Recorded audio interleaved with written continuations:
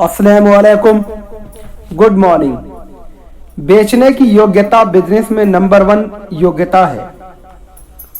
बेचने की योग्यता बिजनेसमैन के लिए सबसे महत्वपूर्ण योग्यता है।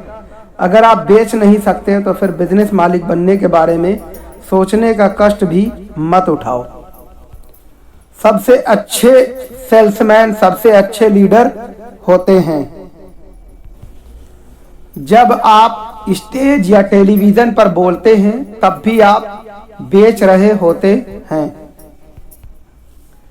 जब आप लिखते हैं या आमने सामने की चर्चा में बोलते हैं या अपने बच्चे से बात करते हैं या बच्चों से उनके खिलौने उठाने को कहते हैं तो यह सभी चीजें बेचने की श्रेणी में आती हैं।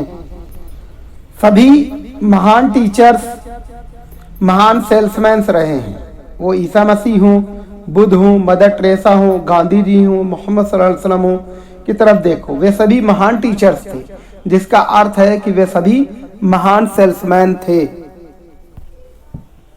तो आप बेचने में जितना ज्यादा बेहतर बन जाएंगे, जिंदगी में उतना ही सफल बन जाएंगे। उन लोगों को देखो जो जीवन में सबसे कम सफल हैं, वे ऐसे लोग हैं जिनकी बात कोई नहीं सुनना चाहता।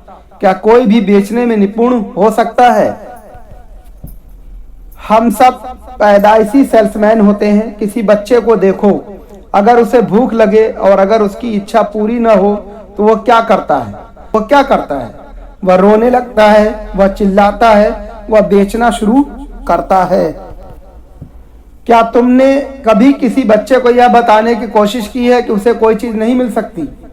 अगर वह पिता से कोई चीज मांगता है और पिताजी उसको नहीं देते तो वह अपनी माँ के पास जाएगा, और अगर माँ भी उसे वो चीज नहीं देगी तो वह अपने दादा दादी के पास जाएगा। बहरहाल वो जब तक जिद पकड़ता रहेगा जब तक वो चीज उसे न मिल जाए। लेकिन जब हम बड़े होते हैं तो हम में से कई लोग अपनी हर मनचाही चीज हासिल कर सकता हूं का नजरिया खो देते हैं।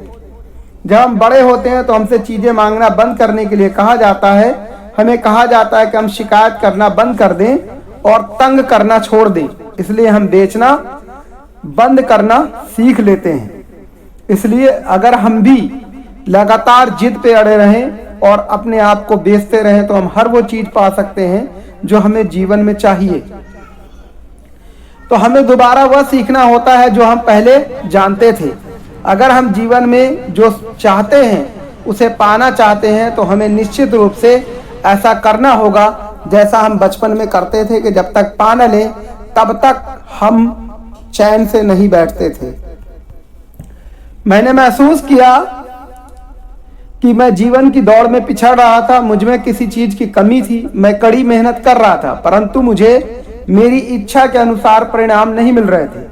जल्दी मैंने महसूस किया कि कड़ी मेहनत और सिर्फ कड़ी मेहनत से काम नहीं चलेगा, क्योंकि एक रिक्शे वाला भी तो कड़ी मेहनत करता और दिन भर रिक्शा चलाता है। मैंने आखिरकार यह स्वीकार किया कि अगर मैंने खुद को नहीं बदला तो मेरी जिंदगी का प्याला खाली रह जाएगा। मैं भी आम लोगों जैसी जिंदगी गुजार कर इस दुनिया से चला जाऊंगा। मैं जानता था कि मुझे खुद को बदलना था। या मुझे धीमे धीमे समझ आया कि मैं ये नहीं जानता था कि लोगों के साथ संबंध किस तरह किया जाए और लोगों से किस तरह से बात की जाए। मुझे यह जल्दी ही समझ में आ गया कि अगर मैं बिजनेस में सफल होना चाहता हूं तो मुझे बेचना सीखना होगा। मुझे बेहतर वक्ता बनना सीखने की जरूरत थी। मुझे अपने खोल से बाहर आने की जरूरत थी। मुझे लोगों से डरना बंद करना सीखने की जरूरत थी।